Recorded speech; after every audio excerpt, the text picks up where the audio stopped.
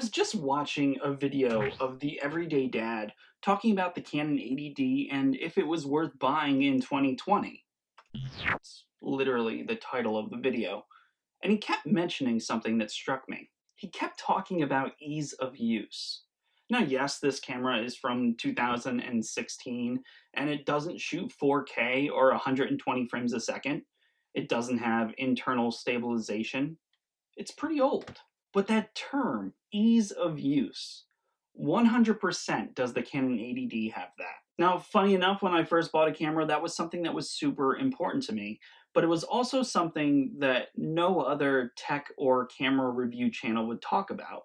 And that is how good this camera is and how good it shoots in auto. Well, don't you worry, because that's what this video is about. I am going to revisit the Canon 80D in 2020 in full auto. Let's go.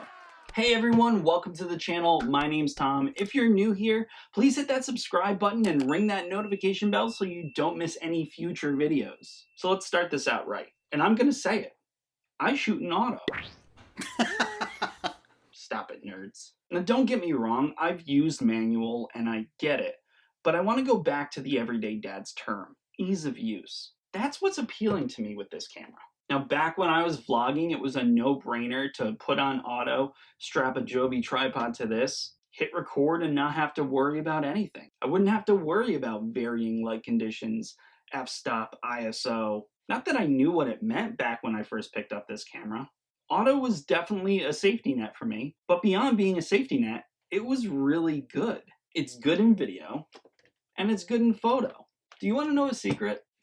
Every paid gig that I've had since I bought this camera, I've shot in auto. Here's the thing, customers don't care and they'll never notice. If anything, shooting in auto has made me a better post editor in Lightroom. Now, chances are at this point you've done your research on the Canon 80D and you know that it has a 45-point all-cross type autofocus system that provides high speed, highly precise autofocus in virtually any kind of lighting. It also has an intelligent viewfinder that provides clear and comprehensive image data if you choose not to shoot in auto. Now, if you were to crack this tank of a body open like an egg, you'd be looking at a 24.2 megapixel APS-C CMOS sensor. But don't do that, because it would break the camera, and that would be silly. You can also shoot in 60, 30, and 24 frames a second in stunning 1080p. And just think about all the hard drive space you'll be saving not shooting in 4K. That's a pro, not a con. The one thing that gets brought up quite a bit with the Canon 80D is its lack of clean HDMI out, thus limiting streaming or external recording because you'll either have a focus box on your face or photo and video info down the sides of your screen. Well, let me show you something. This is a live stream feed on a Mac, and this is a live stream feed on a PC. There's been some significant updates to program software in 2020, now giving you the option to run a clean HDMI out on the Canon 80D. There's Ecamm on Mac and the EOS utility beta for Windows. Links to both can be found in the description below. You can download those and start streaming Fortnite with a sweet face cam.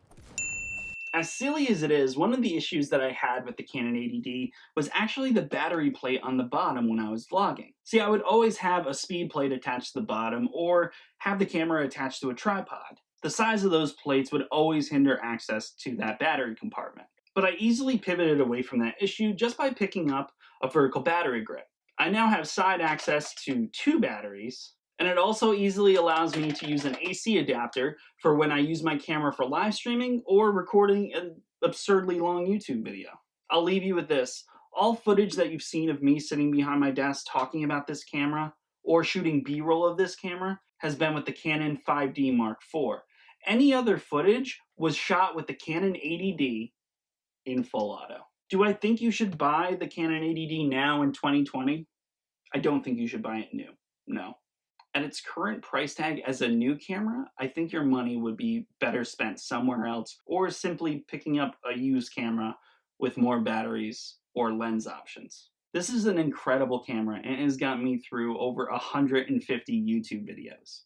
I have no intention of retiring it anytime soon, and if you guys do plan on subscribing, just know that every future video including this one, will be shot on the Canon 80D in full auto.